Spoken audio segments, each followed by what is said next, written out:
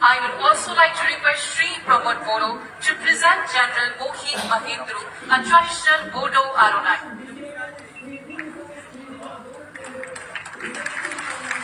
Now, let's do the honor of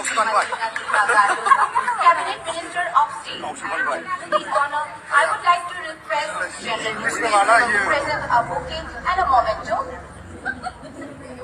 बिथांनि गुबुननो बे आर'नाइखौ सोयैनि जाहोना जाबाय बुंदों जोंनि सीएम प्रमोद बर'आ बेंग्रा नामा इंराजि रोङा नामा बेफोरबायदि गोबां खोथा बुंदों आरो ससियेल मिडियाफोराव आं नुदों फेसबुकफोराव जियानो जा बिनि थाखाय आं क्लियार खालामना होनो बिटिआर एकर्डनि जुगिनो रन्जन दैमारिया दिनै उदां जानो मोनबाय जाय बेक्तिया प्रमोद बर'खौ मोजां मोनो बे मानसियाबो लालासि लुबैसुला लबिया मानसि लुबियाखायसो लुबियाखौ मोजां मोनदों आरोना बड' हिस्ट्रि चेनेलखौ मोजां मोनग्रा नायगिरि नोंथांमोन आं दिनै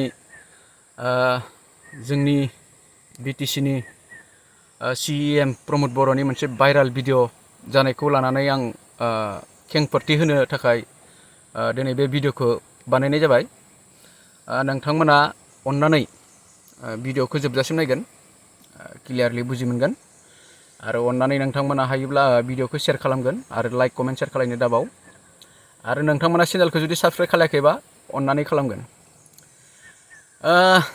नोंथांमोना नुखादों जानांगौ ससियेल मिडियायाव जिहेतु मोनसे फुटबल प्रग्रामाव बुंथिगिरिया जोंनि मानगोनां प्रमोद बर' सीएम सारखौ सासे आर्मि जेनेरेलखौ बरायनो थाखाय खावलायदोंमोन आरो बिथाङा बे खावलायनायाव आर'नाइखौ गावसो गोदोनायाव थ्रोब सोनानै लादों ओरै आर्मि अफिसारा आर'नाइखौ गाननो थाखाय रेडि दंमोन नाथाय जोंनि सीएम प्रमोद बर' सारा गावसो खुद सोनानै लाबाय दा बेयाव माखासे खोथा बेले बेजे मानसिफोरा गोनो गोथो जादों बुंदों जोंनि सीएम प्रमोद बर'आ बेंग्रा नामा इंराजि रोङा नामा बेफोरबायदि गोबां खोथा बुंदों आरो ससियेल मिडियाफोराव आं नुदों फेसबुकफोराव जियानो जा बिनि थाखाय आं क्लियार खालामना होनो प्रमोद बर'आ जाम्बा नङा सासे बर' हारिनिनो नेतासो आरो एफा गिदिर नेता सासे सीएम बे बोरै जाम्बा जानांगौ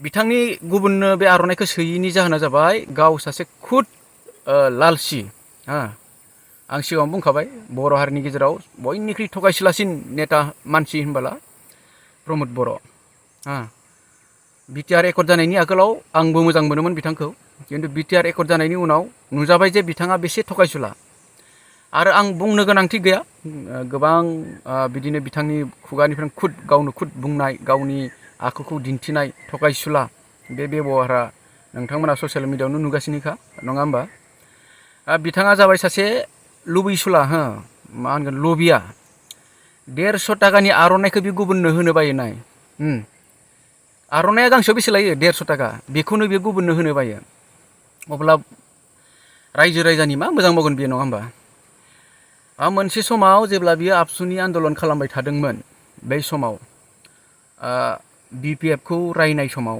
बिपिएफनि नेताफोरा अन्थाइ खुबैहोनो हागौ खुबैथों जेबो नङा नाथाय आं बिथांमोननि अन्थाइ खुबैनायखौ खननानै लांनानै न' बानायगोन बेबायदि खोथा बुंबावनाय मानसि अन्थाइ खुबैनायखौबो बियो गिना खारबावा मिथिबायना गाव खननासो लांबावगोन बेबायदि अन्थाइ खुबैनाया खर'फोराव नाङोबादि मा जागोन नङा होमबा बेबायदि लालसि अन्थाइखौबो बे खनना लांबावगोन होननाय मानसि अब्ला बे 150 टाकानि आर'नाइ 150 धेमालि नङा 150 राङाबो धेमालि नङा 150 रांनि बियो आर'नाइखौ गुबुननो बोरै गानहोनो सासे लबिया मानसिया बिनिखायनो बिथाङा गावनो खुद गानना लादों आरो मानसिफ्रा गोनो गोथो जालायबाय थादों जे प्रमोद बर'आ जेबो रोङा होननानै खिन्थु रोङिलाय नङा बिथाङा रोंगौ गोरोङानो रोङाब्लाय बोरैथो बर'नि नेता जानायमोन नङा होमबा जियानो जा बेखौसो बुंगोन आं प्रमोद बर'आ जाबाय सासे बर' हारिनि 1 नम्बर थगायसुला आरो लबिया लालसि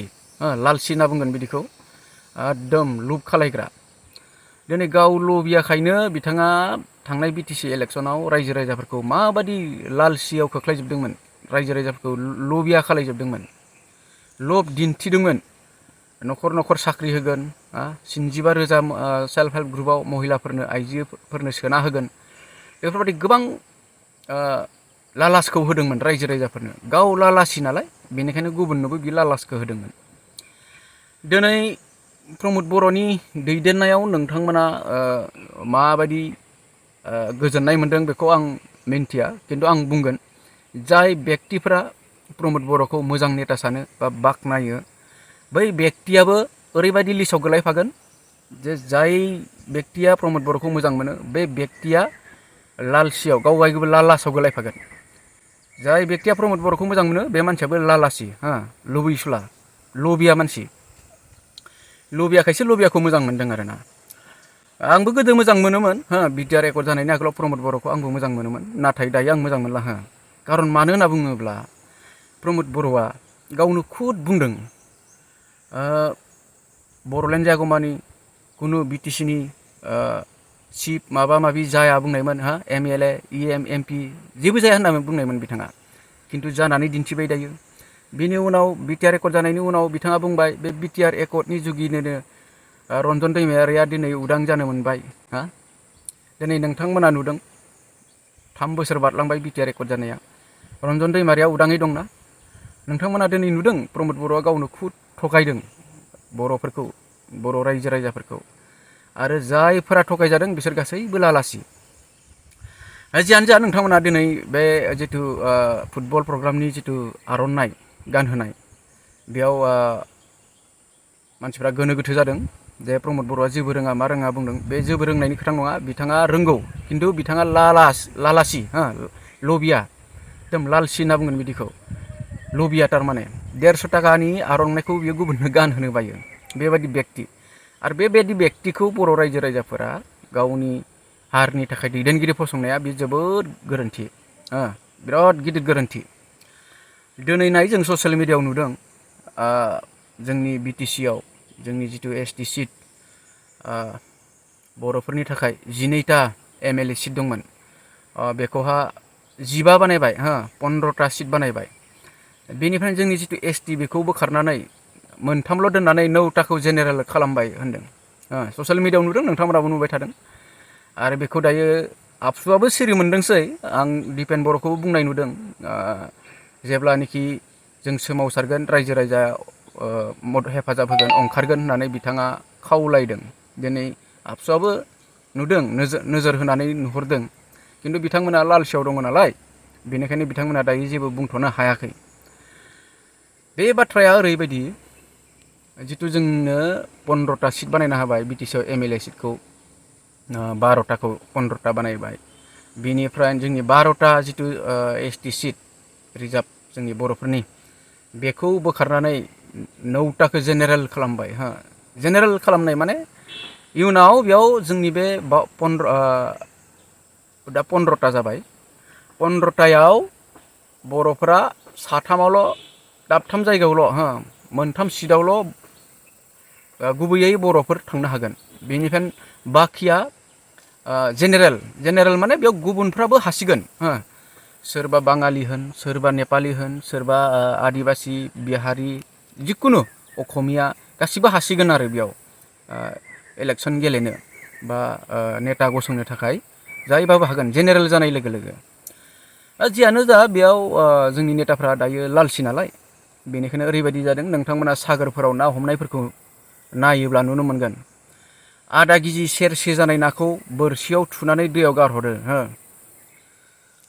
फवासे आधा केजि सेरसे बेफोरबायदि जानाय नाखौ दैयाव गारहरो बोरसियाव थुनानै। आरो मा खालायो बिथांमोना, बै सेरसे जानाय नादों बा आधा केजि जानाय नादों बिथांमोना महननै, महनसे, 1 कुइन्टेल, 1.5 कुइन्टेल बेबायदि जानाय नाखौ बोखाङो।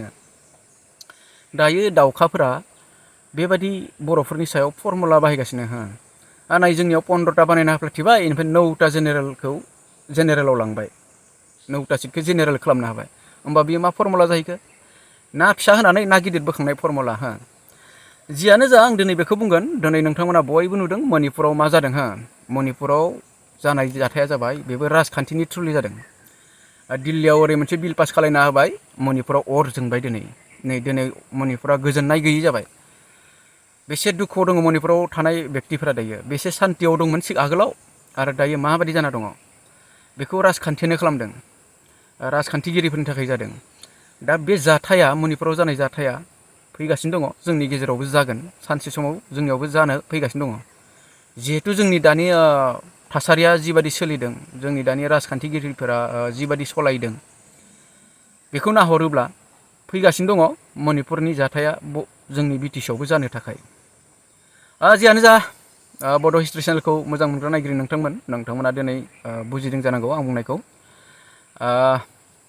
बे जिथु भाइरेलनि खोथा प्रमद बर'नि, बेखौ आं क्लियारलि खालामनानै होबाय। बिथाङा सासे जाम्बा नङा, गोरोंसो, खिन्थु बिथाङा लालसि, एकदम लुबैया मानसि। बिनिखायनो बिथाङा आर'नाइया जाबाय 150 थाखानिबालाय मा जानो, गोदानथारमोनथ', बेनिखायनो बिथाङा गोदानखाय गुबुननो होनो बाबाय आरो गावनो थ्रोब सोनानै लाबाय। जियानो जा नोंथांमोना बुजिबाय जानांगौ। चेनेलखौ जुदि साबस्क्राइब खालायखाबा खालायगोन अननानै। बेखिनियानोसै दिनैनि भिडिअ'आ।